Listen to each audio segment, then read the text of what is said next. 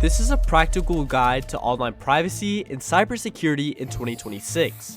And if you're not actively protecting yourself right now, you're already behind. Over 2,000 companies track the average internet user. The FBI and CISA just reported that cybercrime losses hit nearly $21 billion last year, a 26% jump from the year before. For the first time ever, the Internet Crime Complaint Center received more than 1 million complaints in a single year. Ransomware now appears in 44% of all data breaches. So today, we're walking through exactly what changed, what's coming, and most importantly, what you can actually do about it.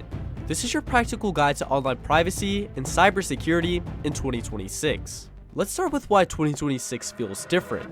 The privacy landscape has fundamentally shifted. Your data no longer spreads through just social media or online shopping. It moves quietly through data brokers, background databases, marketing systems, and automated enrichment tools. When you fill out a warranty card, update your driver's license, or register to vote, a record enters a database. Brokers collect and merge those records. Other brokers buy that merged data. Eventually, people search sites publish it. This process happens automatically. Your information can appear on sites you've never visited and never heard of. And now, artificial intelligence has supercharged the problem. 90% of AI models use third-party data sources, raising massive questions about consent and control. 67% of consumers say they're concerned about how AI uses their personal data, and frankly, they should be. Gus Hussain, the executive director of Privacy International, put it this way: if we truly live our lives seamlessly with AI assistance, then companies will want to monetize our interactions, governments will want access, and people will want to keep it private. He says those three things can't coexist, and by the end of 2026, it's all coming to what he calls a huge struggle, like an ugly bar fight.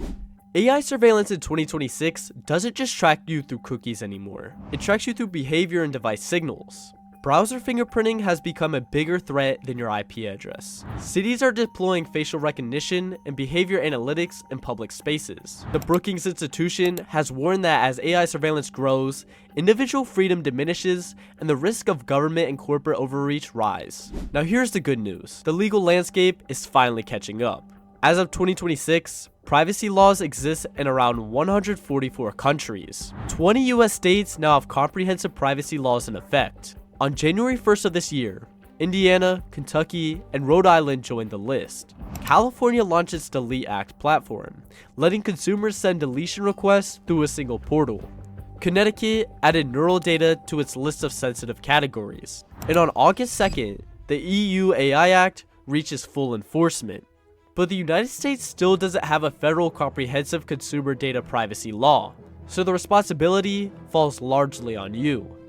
Let's talk about what you can do, starting with your browser. Your browser is your front door to the internet, and most people leave it wide open. Brave is widely considered the best privacy browser of 2026. It blocks 97% of trackers by default. It's fast, and it works with every website, and it requires zero configuration. Firefox remains one of the most trusted open source options and keeps improving. The Tor browser is still the gold standard for anonymity, routing your connection through a global relay network. And the Mullvad browser, a collaboration between the Tor project and Mullvad VPN, gives you industry-leading anti-fingerprinting protection without the speed trade-off of Tor. But here's the uncomfortable truth. A private browser on a Windows machine is connected through your regular ISP, while running Facebook's app in the background is a security theater. The surveillance infrastructure operates below and around the browser layer entirely.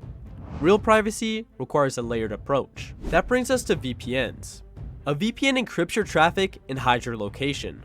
NordVPN leads the pack in 2026 with over 9,000 servers in 135 countries, and a no-logs policy that's been independently verified 6 times, most recently by Deloitte in February of this year. ProtonVPN offers an enormous network of over 16,000 servers. Surfshark comes in at just under $2 a month with unlimited device connections. A word of caution on free VPNs. They often come with slower speeds, data caps, weaker privacy policies, and sometimes they're the surveillance tool themselves.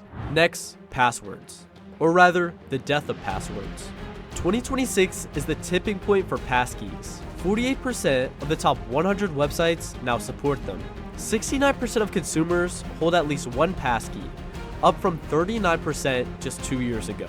Passkeys, developed by the FIDO Alliance using WebAuthn standards, hit 98% success rates and slashed login times by a factor of 17 compared to passwords. Gartner expects passkeys to become the primary authentication method by 2027, making this year the crucial inflection point. Until everything supports passkeys, you still need a password manager. Bitwarden is the value champion at just $10 per year. 1Password combines AES 256 encryption with a unique 128-bit secret key. Though a 33% price increase this March frustrated many longtime users, ProtonPass is the standout for privacy-first users with built-in email aliases and Swiss jurisdiction. Speaking of email, switch to a provider that respects your privacy. ProtonMail, Tutanota, or Fastmail, and start using email aliasing services. They generate unique, disposable addresses that forward to your real inbox. When a company gets breached, only that specific alias gets compromised, and you'll know exactly which service leaked your information. For secure messaging, use Signal, which implements end-to-end encryption by default. Now, let's talk about your phone.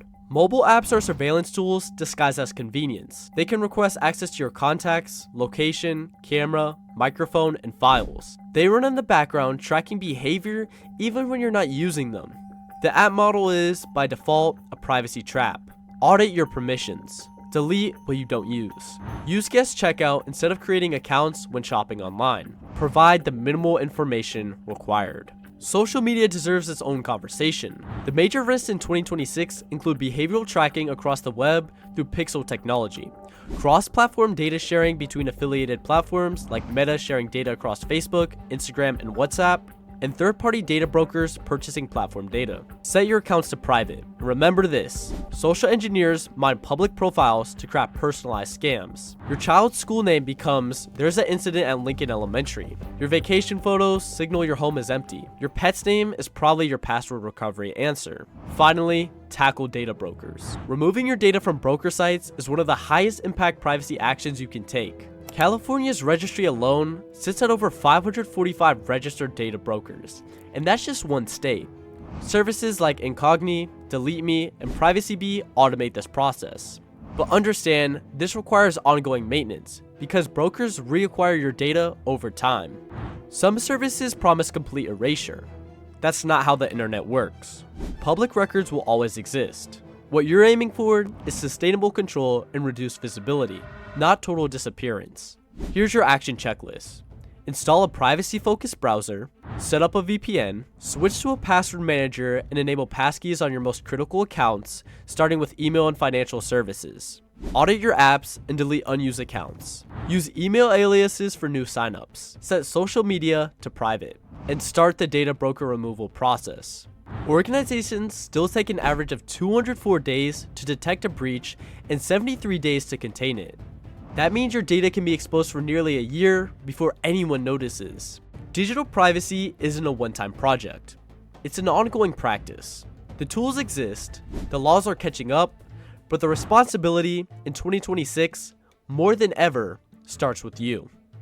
I hope you enjoyed this video, and it would mean the world to me if you liked the video and subscribed. I make videos about everything ranging from cyber criminals to government-backed hackers, all the way into deep web investigations and ethical hacking tutorials. Thank you for watching, and I hope you have a great day.